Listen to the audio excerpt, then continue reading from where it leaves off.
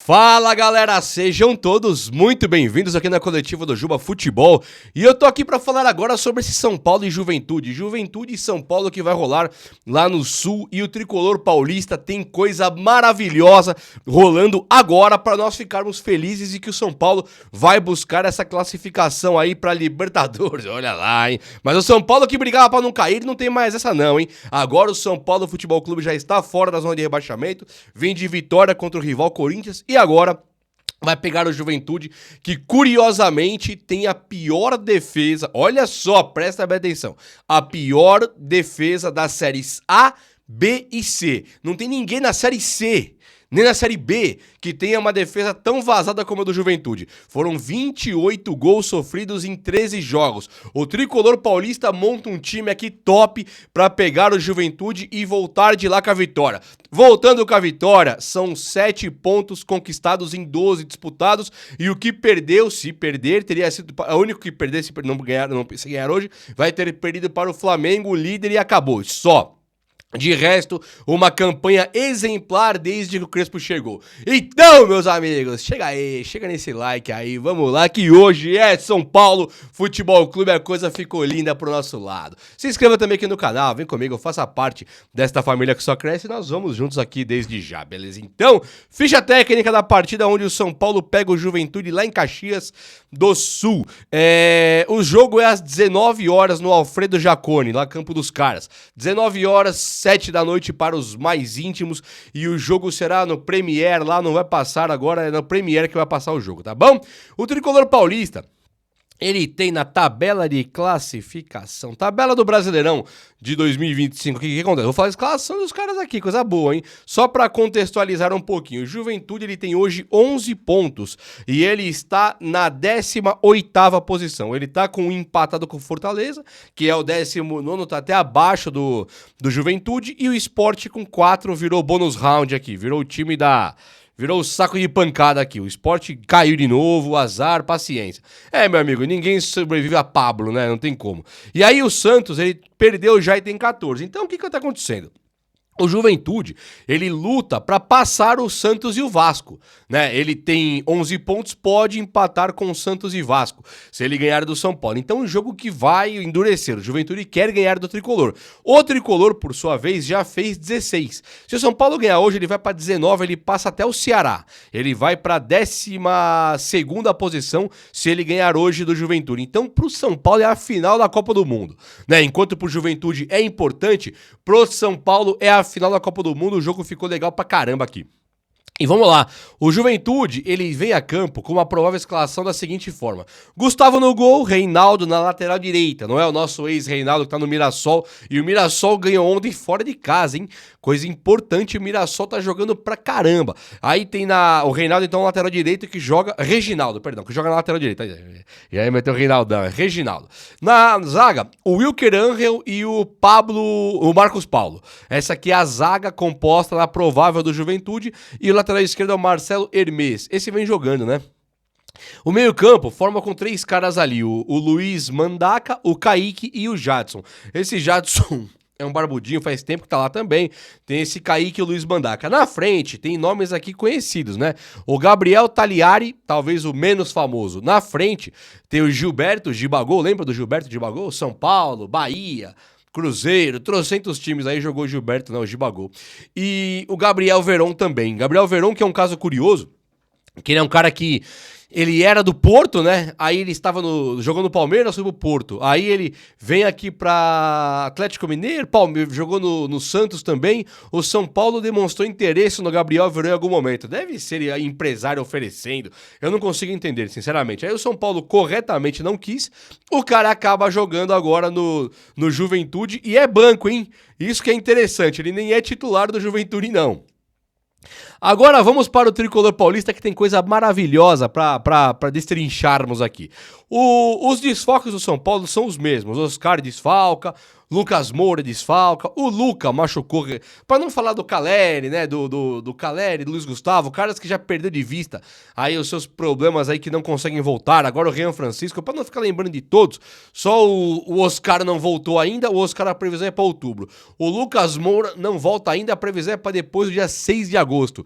E o Luca, ponta esquerda do Tricolor, ele machucou agora. O Luca, a dele aqui é a seguinte, ó, olha que coisa. Luca, lesão no músculo adutor da coxa esquerda. Então é uma lesão de músculo.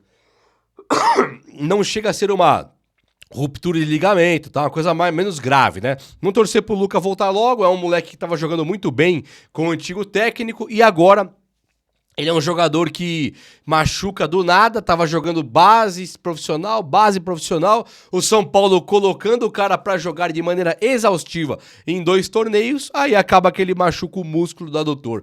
Quando o Rogério Ceni tava aqui no São Paulo, a grande preocupação dele com as contusões era, se foi muscular, aí a questão é comissão técnica e preparação física. Ele falava isso. Não, muscular machucou, aí nós temos que tomar cuidado. Agora, se fosse ligamento, fratura, aí não é uma questão de mais acidente do que propriamente o técnico e a comissão técnica e a preparação física. Então o Rogério separava essas duas coisas. E ele falava, não tem ninguém machucado aqui porque, tipo, eu machuquei. Tipo isso. Tô tentando cuidar dos caras aqui, fazendo um rodízio e tal.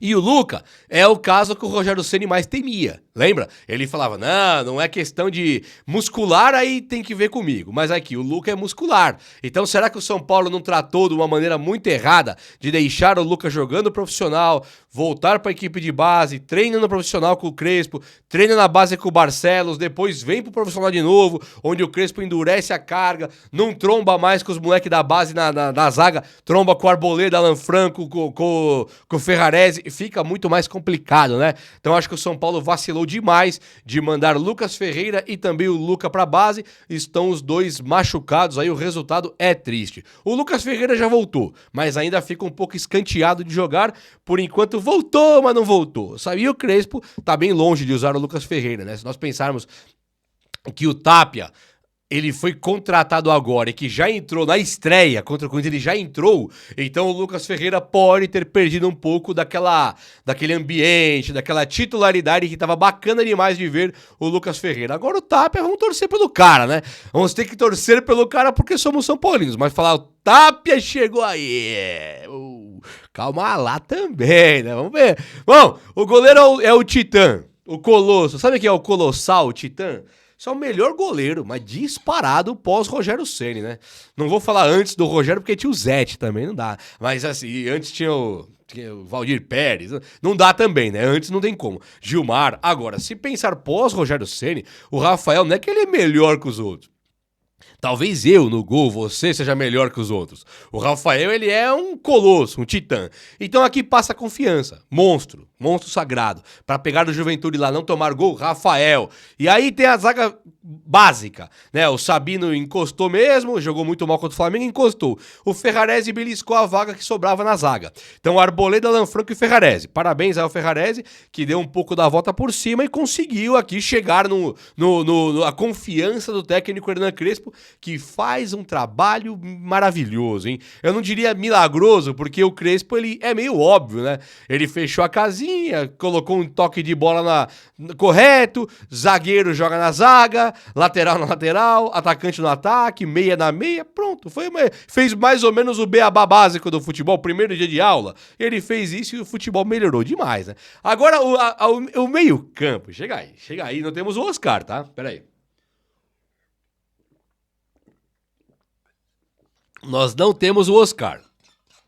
Então esse meio campo, olha só, tem o Bobadilha e o Marcos Antônio que decidiram que não vai ter brincadeira. Tipo assim, não vai ter brincadeira. Os caras pegaram a vaga do Pablo Maia e do Alisson, eles não pegaram a zaga do Huguinho e Zezinho, né, os 3 porquinhos. Eles não pegaram a vaga de qualquer um.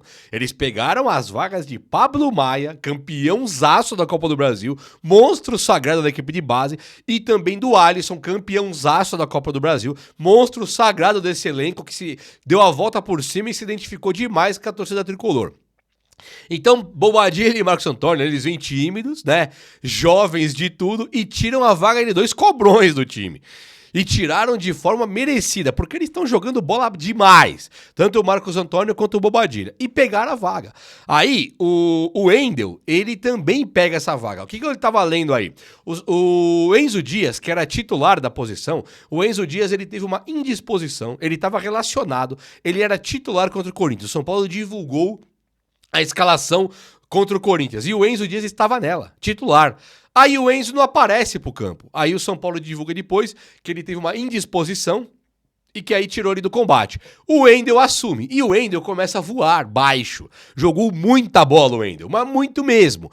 E agora, o próprio Enzo, ele emagreceu muito nessa indisposição. Acho que foi alguma coisa que teve, sei lá, mas ele emagreceu muito, né? Acho que ficou no banheiro, vai saber. Emagreceu demais. E agora, ele deve começar no banco de reservas porque a parte física ele perdeu. Quando um atleta de alta performance emagrece, e ele já estava magro, aí também é problema. Se você pegar o Valtão, o Ronaldo, Nazário, aí emagreceu, é ótima notícia. Quando o cara já tá magro e emagrece muito, aí não é boa notícia. Ele ficou fraco, ele perdeu músculo, ele perdeu massa magra. Então, ele deve começar no banco. Excelente para o Wendel. O Wendel, ele conseguiu ser titular contra o Corinthians e jogar muito. O que ele precisa agora? É sequência e ritmo. Então, o Wendel, que é nosso, tem que ser titular em relação ao Enzo Dias. Claro, quando ele merecer. Ele tem que ser o titular, porque o Enzo Dias é emprestado do River Plate. O Wendel é nosso. É um dos maiores salários do elenco e veio da Europa para mudar a história da lateral esquerda do São Paulo. Então, assim, eu gosto do Enzo Dias, mas é claro que o Wendel, eu tô esperando dele o que eu espero do Lucas Moura e do Oscar, do Caleri, nesse nível. O que a gente espera do Enzo Dias? Que ele seja igual ao Ferrarese. Né, que ele seja igual ao Bobadilha, é um jogador que dê conta do recado. Do Wendel, o que eu espero é que ele seja o Lucas Moura e o Oscar. Cobra-se muito dele e ele tem que entregar e ele tem condição de entregar. Isso que é bacana também. Então, boa sorte pro Wendel, que deve começar jogando hoje e ficou top. Parabéns aí, tomara que dê certo. Na direita, o Cédric Soares segue jogando. E aqui é um problema, hein? Não está jogando nada, nem fora, nem em casa. Jogou nada contra o Flamengo, menos mal. Olha que engraçado, né? Contra o Red Bull, péssimo. Contra o Corinthians, péssimo. E agora vai pegar aí o Juventude fora. Não jogou bem em casa nem fora. Vamos torcer agora para ele tentar se encaixar ali no padrão do Crespo. A opção que tem pro Cédric Soares é o Mike. O Mike está se preparando para jogar, tá pronto lá. Ele voltou de contusão e treina com o técnico Hernan Crespo. Então o Crespo ele vai dar uma chance pro Mike até que o São Paulo opte ou não por comprar um lateral direito novo. O Mike, quando ele tiver a chance, ele vai ter que agarrar a oportunidade, igual o Wendel acabou de fazer, igual o Bobadilha fez, Marcos Antônio também fez. Qual que é a pegada? Se o cara conseguir jogar muito bem agora, quando ele entrar no lugar do Cédric, aí ele pode conquistar essa vaga. Ponto negativo: o Cédric foi contratado e colocado vários anos de contrato para ele. Ponto positivo é que o Mike é um jogador que ataca mais, ele avança mais até a linha de fundo e o São Paulo conta com um sistema de 3 zagueiros onde o Ferrarese faz a zaga pela lateral direita. Então, pro Mike jogar, imprimir, colocar o seu futebol técnico habilidoso em campo, nada melhor do que ter um sistema de 3 zagueiros, porque o Ferrarese segura a bronca lá atrás. E o Mike cai para cima dos marcadores para driblar e cruzar, dando chance de jogo, abrindo espaço para André Silva e Luciano, que vão ficar ali na frente. Então ficou muito bacana. A oportunidade para o Wendel surgiu e a do Mike tá estourando ali já para surgir também. Um cara que tá na provável aqui, que deve pegar a vaga do Oscar, é o Alisson. No último jogo, o Crespo ele sinalizou a ideia de não colocar o Luciano na meia, né? Porque quando o Oscar se machuca rapidinho, o Crespo nem pensa, ele chama o Alisson e o Alisson entra. Qual que é a questão aqui? O Crespo devia estar incomodado com o Alisson no banco. Quando você tem um cara igual o Alisson, a liderança, o quanto o elenco gosta dele, o quanto a torcida gosta dele e o quanto esse rapaz se entrega, ele realmente é um jogador diferenciado, né? No momento de tanta crise do São Paulo, só notícia ruim vem lá de dentro, da diretoria, vendeu o jovem da base por uma merreca, o déficit aumenta, o São Paulo tá de novo devendo, o São Paulo mandou 20 caras embora e a folha salarial é mais cara. Você fala, peraí, cara, o que tá acontecendo? E o São Paulo não se manifesta. Vai falar logo junto com o Fidic lá. E aí você fala, mas peraí, estamos indo pro buraco mesmo? Quando tem um cara igual o Alisson nesse cenário extracampo, o Alisson ele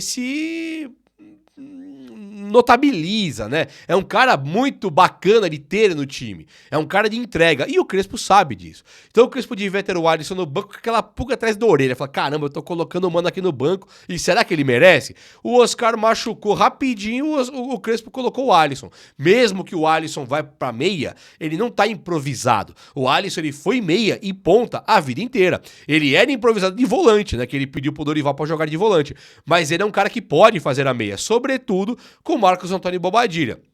Se você coloca Alisson, Marcos Antônio e Bobadilha no meio campo, você nem sabe quem é o volante, quem é o meia. Isso que é legal. O Alisson ficou, Bobadilha subiu, o Alisson já fica mais pra trás. Bobadilha ficou, o Alisson sobe. Marcos Antônio subiu, o Alisson fica. E aí você fica guardando as posições e fazendo o esquema tático de maneira prioritária. Qual que é o que tem que priorizar o esquema tático? Ah, o Marcos Antônio sumiu. Alisson e Bobadilha ficam. Bobadilha sumiu. Alisson e Marcos Antônio ficam. Alisson sumiu. Marcos Antônio e Bobadilha ficam. Então você tem três caras com características muito parecidas que podem tanto subir quanto voltar e fica um meio campo fortíssimo. Inclusive o Oscar, se o Alisson se encontrar na posição, o Oscar vai ter que penar pra jogar quando ele voltar. Mas eu tô empolgado de ver esse meio campo. E o que é a melhor notícia de todos pra mim é que o Alisson aparecendo entre os titulares já dá sinais de que o Luciano de fato não vai ser meia. Vai jogar no ataque, não temos ponta, o que pra mim é um problema, e aí joga André Silva e Luciano lá na frente, e aí fica um ataque mortífero. O André Silva recebe 2 passes do Luciano contra o Red Bull e faz 2 gols, o que foi formidável. O André Silva dá um passe pro Luciano contra o Corinthians e sai gol do Luciano. O Luciano faz 2 gols, uma assistência do André, outra assistência do Wendel. Então assim, é um encaixe do ataque André Silva e Luciano que dá certo, começa a dar certo com o Wendel saindo de uma tristeza que ele tava no São Paulo para uma coisa maravilhosa, magnífica. E Marcos Antônio e Bobadilha mantendo esse nível, falta só o Alisson agora dar a volta por cima. De todos do elenco, o único que preocupa hoje é o Cédric Soares. É o único que você não sabe o que esperar dele. Então o Mike também tem que ter essa chance muito em breve e quando tiver vai ter que abraçar e vai. E o São Paulo hoje é favorito a ganhar do Juventude mesmo jogando fora, porque esse time que eu mostrei pra vocês aqui, meus amigos, tirando o Alisson, que ainda tem que voltar, tirando o Cédric Soares, que não dá pra saber o que esperar dele, o resto está voando. O resto está voando e vamos pra cima porque hoje é tricolor paulista na veia, a vitória vai vir e nós vamos comemorar o afastamento total desse pesadelo aí que é a zona de rebaixamento e vamos conseguir focar tranquilos para Libertadores e Copa do Brasil muito em breve quando chegarem as datas. É ou não é? Eu sei que é. O vídeo de hoje foi esse. Eu espero que você tenha gostado. E se você gostou, ó, chega nesse likeão aí, tamo junto. Um abraço, meus amigos. Até a próxima. Valeu!